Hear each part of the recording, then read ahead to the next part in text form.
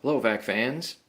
I think for a while, until I get some more machines, some more stock, that this is going to be my last whole house cleaning video, because this is the last vacuum I have to use in the whole house cleaning video. If I somehow manage to dig up another one, or I have some oddball machine that I can kind of cobble together, or some strange thing I can do, like hook a Kirby to a rainbow or something odd like that, I think this is going to be it for a while. But I've got a lot of other things I plan on doing. Like I need to do some shampooing videos, I need to do some more particle count videos, so on and so forth. So anyway, this is a 2011 Hoover WindTunnel Max, and I really like the look of this machine. It's neat. Blue and red. I think my wife even likes the look of this machine as well. My airflow box, I've mentioned in a previous video. This is 47 CFM, so it's not very high.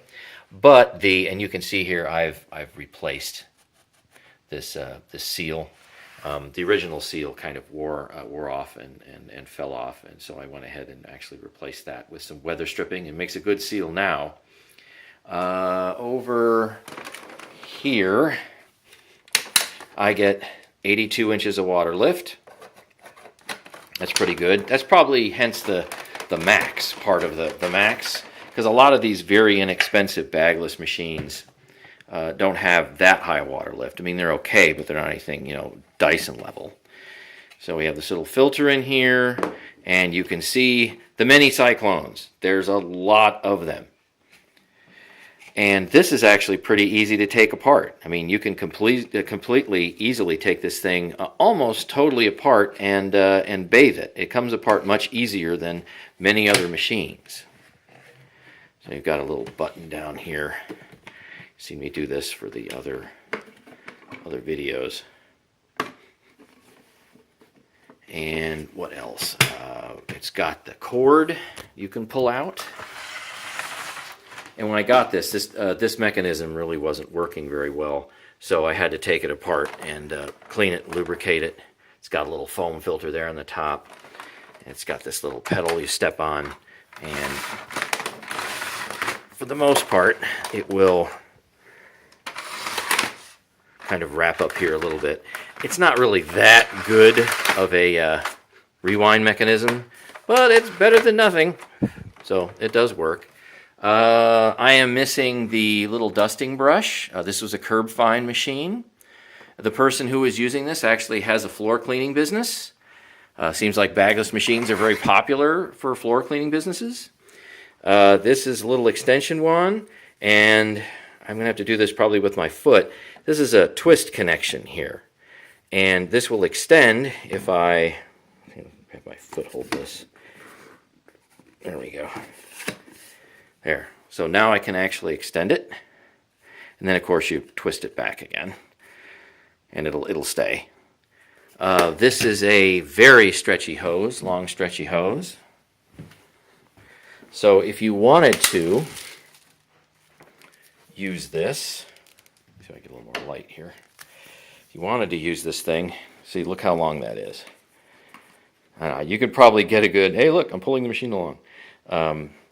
You can probably get a good 10 or 12 feet out of this. And it also comes with, that I still have, this little turbine tool, and these are really, really soft. I mean, you can put your hand on this while it's spinning, and it's not really a big deal at all. It is nice and convenient to have the power switch right in the top of the handle. That's great. But there is, sad to say, a terrible design flaw with this machine. And those people who have either seen these on YouTube or have one know exactly what it is. And it probably is a reason why they may have gotten rid of it. It's this right here. So, not that it stays down like that, that's not what I mean. There. See, I can do that right here. After I recline it. So the problem is, when you're running the machine and then you put it back up in the locked upright position, and you push this down. The brush roll might slow down a little bit. It might even stop temporarily. Then you know what happens? It starts spinning again. The mechanism right here is designed improperly, and it will eat the belt that's inside. So let me stop for a second. We'll take the rug plate off. Okay, one rug plate later. It is nice that you can get to everything in here pretty easily.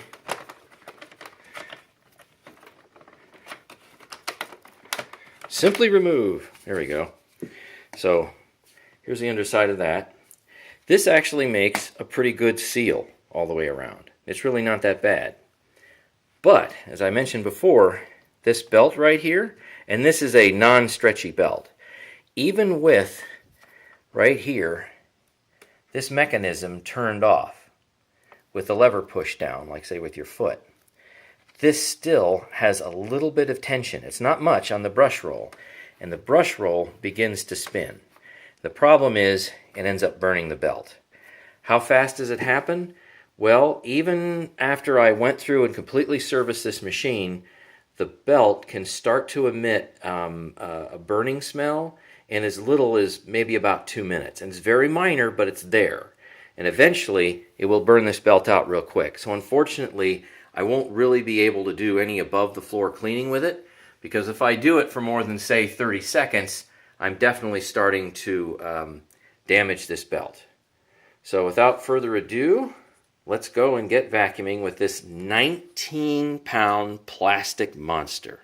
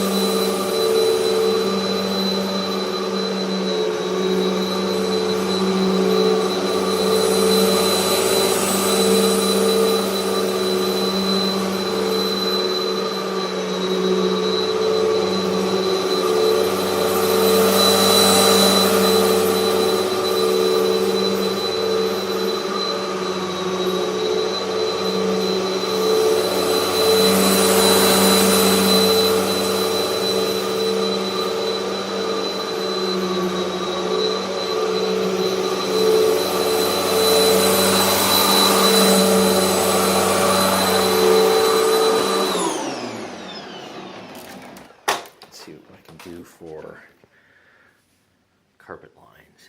I know I stepped on some of them, but so you see there's some every couple inches.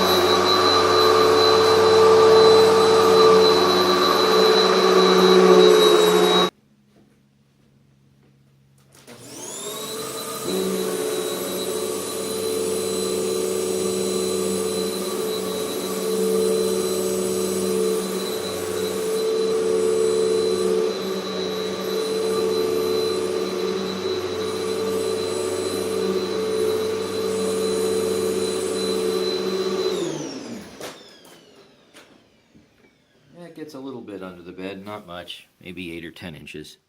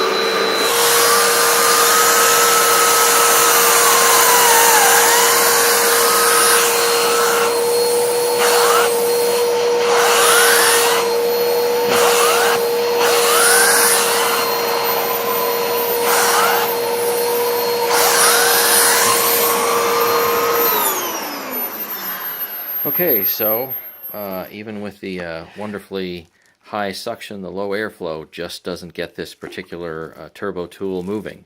So what it does is it just sucks down to this and just doesn't run.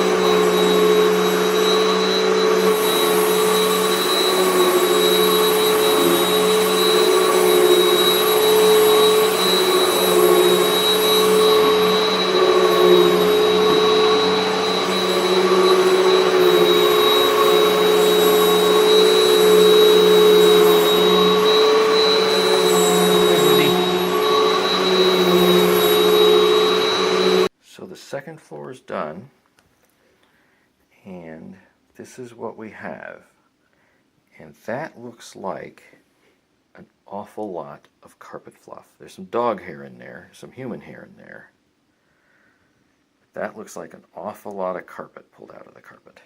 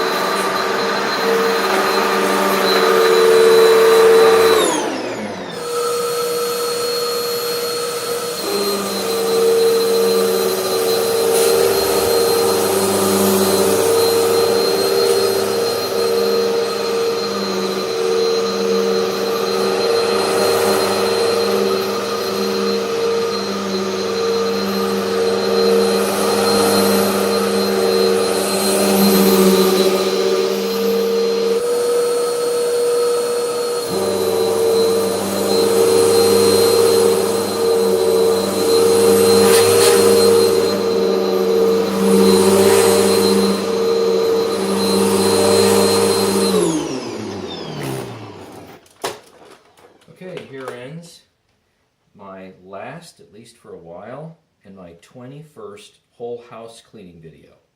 So I hope you've enjoyed them. They're nice and long, and they certainly extol the virtues and some not so virtuous aspects of each machine used in them. Until next time, thanks for watching. Bye-bye. All right, so here is a quick test of how the cord rewind works.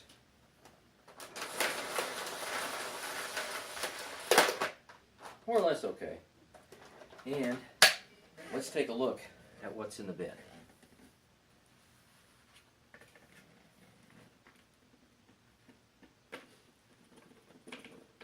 So obviously can't do the doggy beds because it's not really strong enough. There's certainly some fine dust in there, and there certainly is fine dust in here. So see all the static and stuff like that that makes these hairs just kind of stick up. I got that. And then if I take this little ring off right here, the rest of the cyclone assembly comes off. So you can see what's in there. Kind of a messy process. That's what I go through, and I clean these things completely with actually my Electrolux. And then of course you have, look at all this in there. This is somewhat typical for a lot of bagless machines. Not all of them, obviously. I don't know if you can see in there or not. Yeah, look at that. Woo! That is coated, isn't it? And by the way, those were perfectly clean before I started vacuuming. And let's take a look at the top filter and just the top part of the filter. See that in there? That's perfectly clean. And so is this. Nothing in there. So all those little cyclones really work. But what a mess down here in the bottom that has to be cleaned up. And imagine if you don't clean this up. Guess what happens? Major clog. And let's see, here's the bin, and you can see what's stuck all over inside the bin. All that dog hair. So all that has to be cleaned. Let's take a closer look at the dirt so you can try to compare to my other bagless machines where I've shown you the dirt. There's the big pieces. So what we see is obviously a lot of dog hair, but there's a lot of carpet fluff in there. A lot. All this right here, this is gray carpet fluff. So if you want less carpet, use the WindTunnel Max and you'll have less carpet. And then here's some of the larger particles it picked up, obviously. Not a lot of fine dust, though. I expected a little more fine dust compared to the other machines. But you can go back and take a look at my other videos and compare. I think volume-wise it's about the same, but what this contains, that's a lot of carpet fibers. All right, anyway, thanks so much. Bye-bye.